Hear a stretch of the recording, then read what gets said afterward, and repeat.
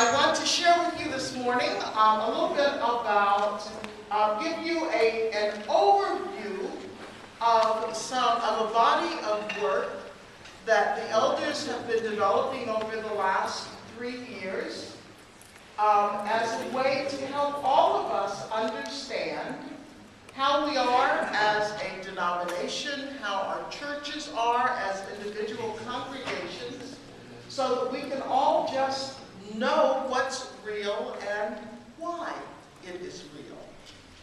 I know that many of us have different points of view about what size of church is better than another size or church. And I want you to hear me say very clearly, this is not about better or worse. Size matters, but I am not a size queen. The intention of this body of work that we have been doing is to help all of our churches, no matter the size of the church, to be healthy, strong, vibrant, and a place that will be attractive to people who are not yet there. That's our desire and intention in doing this size theory work.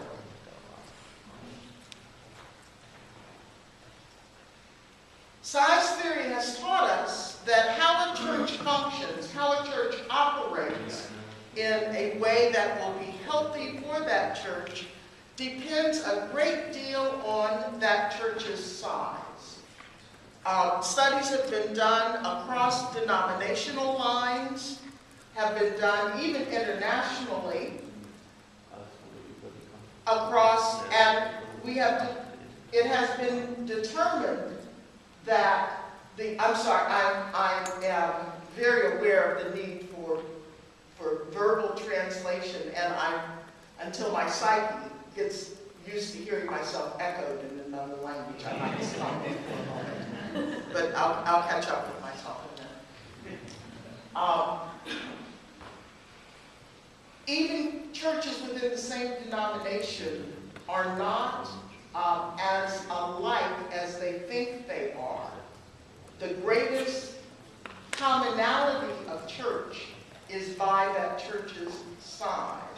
So a URC congregation of 15 will function in a lot of ways the same as an MCC congregation of 15, or a United Church of Christ congregation of 15, or any denomination, a Presbyterian church of 15. The function is about the number of people that are in the congregation, the number of people that are in relationship to one another.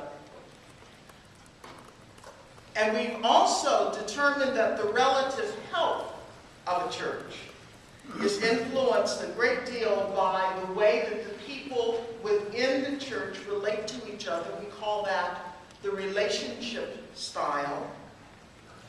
By the developmental stage that the church is in, and by the individual congregation's leadership structure. We're going to talk, I'm going to explain each of these elements as we go through this morning. And then if I say something during the presentation that raises a question for you, I will ask that you write your question down if you are able, because the session is being recorded and then will be posted online through YouTube, and I don't know how to do all that. So it would be better for those who are listening later and watching it later if we can do questions at one time rather than scattered throughout the presentation.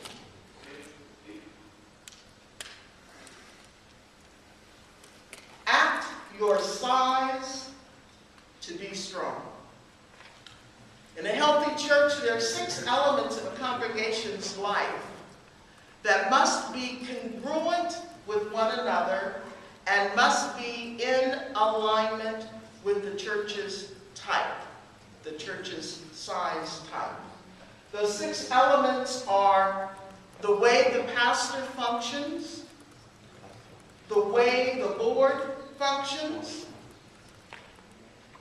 how worship is done, the kinds of facilities that you have, your building, your worship space, how your church is staffed, and the programming that your church offers. What is there to do beyond worship? We remember that the primary task of the pastor is to empower the entire community to make the church's ministry happen. Many of us believe that the job of the pastor is to do the ministry.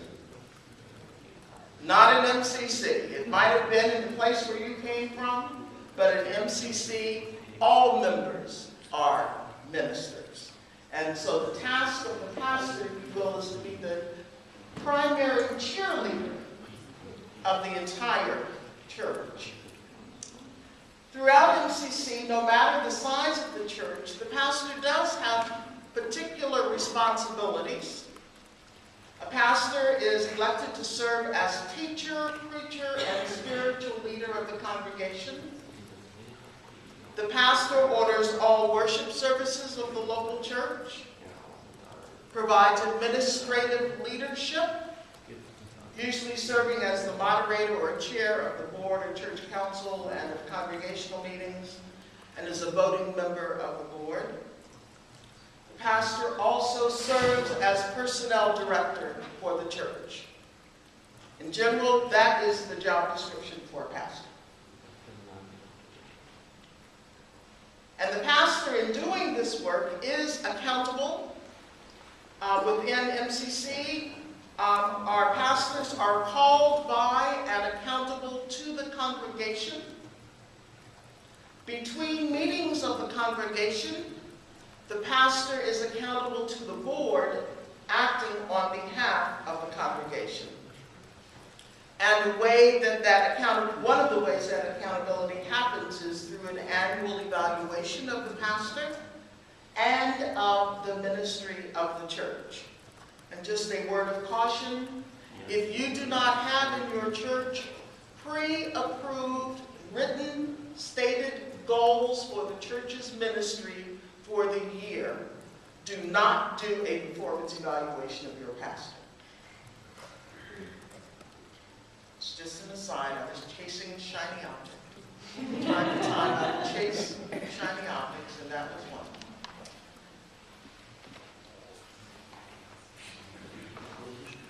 How the pastor functions, how the pastor fulfills those responsibilities, and how that accountability is enacted is determined by the congregation's size.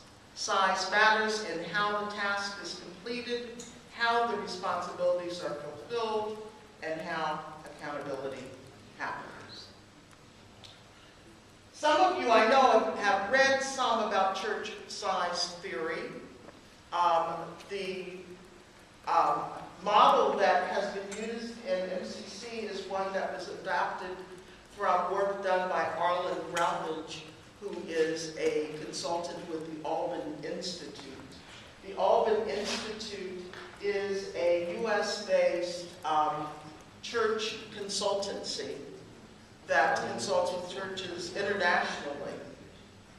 And Darlene Garner has developed a theory, this church size theory, through which he has labeled or named 4 different church types based upon the size of the congregation. And his theory is that a church that has an average weekly attendance of up to 50 people, he calls a family-sized church. A church of 50 to 150 is a pastor-centered size church. 150 to 350 he calls a program church. And over 350 he calls a corporate church.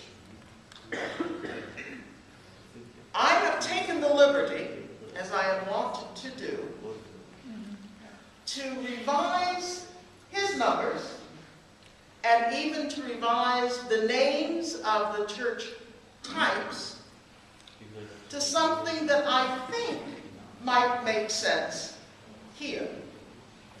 And this is an approach that is still under development. I really do encourage your feedback on this as an approach to let me know whether or not I am way off base or where it might need to be tweaked some. So I propose to you that for the sake of this presentation, our categories will be churches up to 30, we will call a family type. Churches that are 30 to 60 in average weekly attendance, we will call a village type. 60 to 150, please God soon, we will call a city. And churches that are above 150, we will call a nation. America.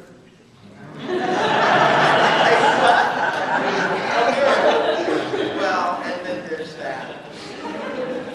So, family, village, city, and nation will be the types that we will use for this presentation. The family type church, up to 30. The characteristics are that it is usually functions as a single cell group. The expectation is that everybody should be doing everything. Often in a family-sized church, 2 activities will not be scheduled to happen at the same time because you would not want people to have to choose.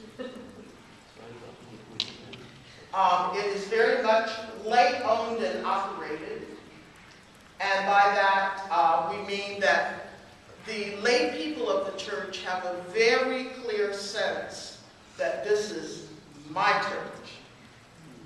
A pastor may come and a pastor may go. I will still be here. And often when a pastor goes into a family-sized church, it is often at least 5 years before the pastor is able to assume fully the position of leadership as the pastor of the church, because the lay people are very highly invested and are accustomed to running everything, regardless who the pastor might be.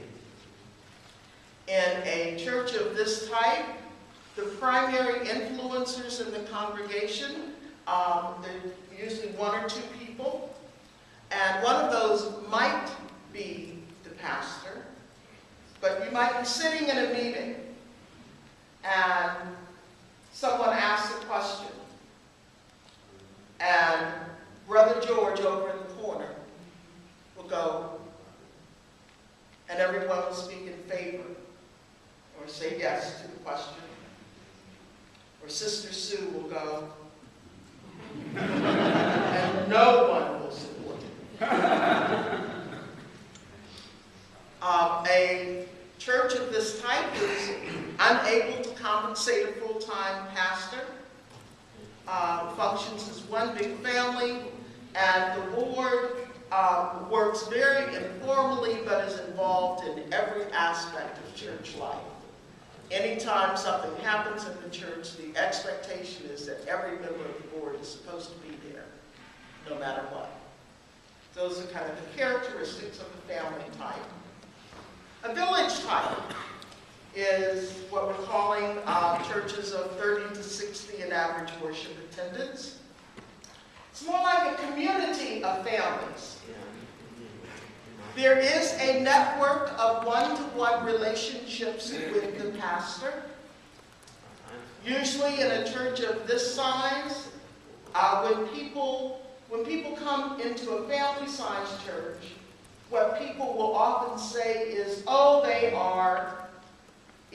will say either they are so loving there, or they will say they are so cold there. Because the people in the family focus on one another when they come together. And so newcomers, it's hard to get into. In a church of this type, village type, people will often say, I love the pastor. That's why I go to that church. It's because of the pastor. And within the church, the way the church is organized is often involves, the pastor is not directly involved in directing everything that happens, but the kinds of relationships that are built because people are coming because of the pastor, stay because of the pastor, frequently leave because it got bad at the pastor. One relationships. A church of this type still values the closeness of being together, the fellowship and friendship characteristics. A church, especially closer to 30, has great difficulty in adequately compensating a full-time pastor. And the board members are still involved in most operational things and in many of the programs, many of the activities, providing leadership for those things.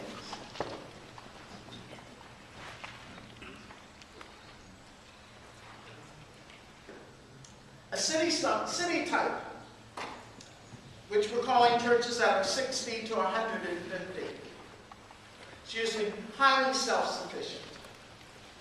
Still values the fellowship characteristics and often feels like a big church that's trying to be small and just love everybody to death, or a large church. Big church trying to be small, or a small church trying to be big. So it's kind of caught in an in-between place. Can often comfortably compensate a full-time pastor. And the pastor is usually greatly overworked. And the church needs more staff who will function as specialists.